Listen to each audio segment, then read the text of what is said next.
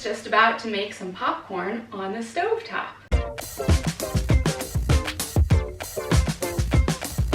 In a real triumph in the fight against food waste, Imperfect Foods, the company that I've been getting a lot of my groceries from, recently gave us the option to purchase popcorn kernels from a movie theater chain that is not currently operating.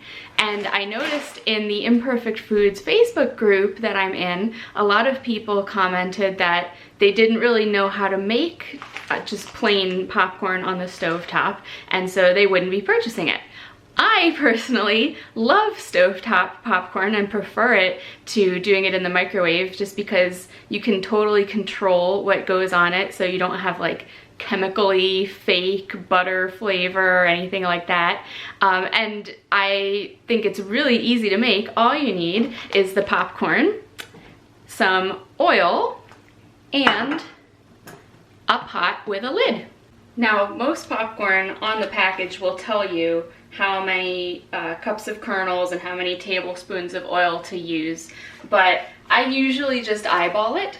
So first thing I'll do is just start getting my pot warm. So I have this turned up to high heat, just empty for now. And I'm going to add my oil.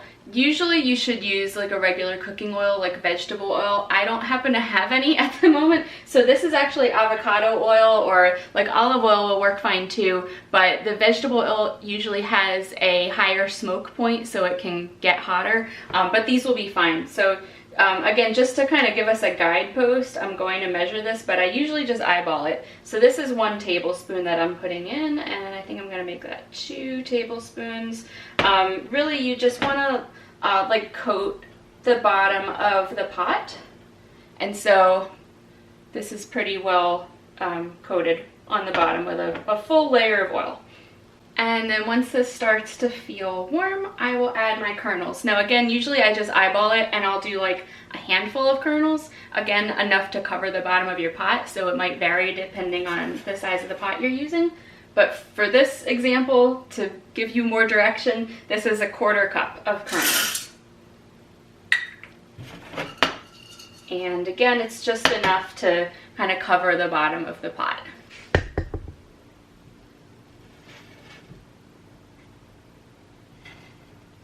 And at this point, we should probably cover it, but I like to make sure that my pot has a little bit of room for air to escape. So this pot's nice because it has like little pour spouts on the sides, and so it's never 100% sealed off. So I'll just leave it as normal, but I have another pot that I use sometimes that doesn't have those spouts, and so I'll just kind of like put the lid ajar a little bit just to let some of the air escape, so that helps to keep the popcorn nice and crispy and not get like soggy from any condensation in there.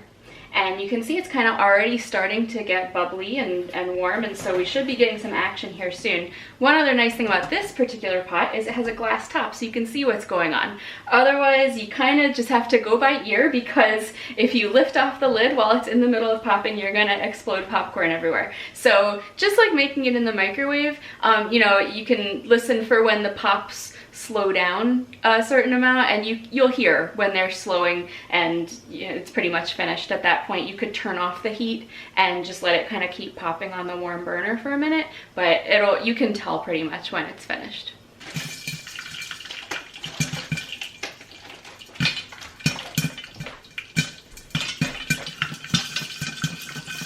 One of the things I noticed someone in the Facebook group said was that they couldn't do stovetop popcorn because they have a flat top stove and they can't shake the pot on the stove.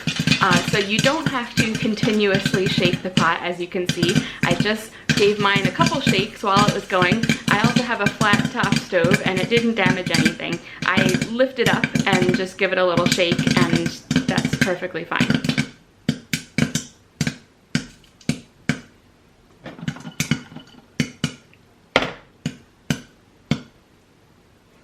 So the props have pretty much slowed. I'm gonna turn this off. It's just about done, I think, and I will actually remove it from the burner for a second. So you can see it really just took a minute to finish. And I'm going to pour it into a bowl, and now is the question of what kind of topping to add. So I actually am a fan of just plain popcorn, or sometimes I'll do it with a little olive oil drizzled over, but a lot of people prefer butter. So a really easy way to do some butter for your popcorn topping is to just melt it in your hot pot.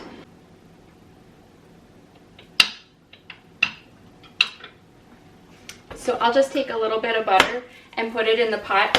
You probably don't even have to put the burner back on. You can see it's starting to melt and sizzle already. And there's still some kernels of popcorn in the bottom here, but that's fine. I mean, they're gonna end up in the bowl anyway. So I will just let this warm up and get ready to drizzle over my bowl. There we go. Pour the butter over top. You don't need much butter, maybe a pat of butter. And I also like to sprinkle with a little bit of salt.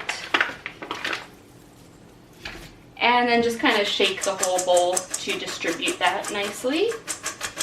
And there we go, a perfectly popped, fast bowl of stovetop buttered popcorn. Yep, perfect. I hope you enjoyed that and found this quick tutorial useful. If you did, please give it a thumbs up. Please subscribe because I do cooking and all kinds of other things here on this channel, and I hope to see you next time. Thanks for watching. Bye.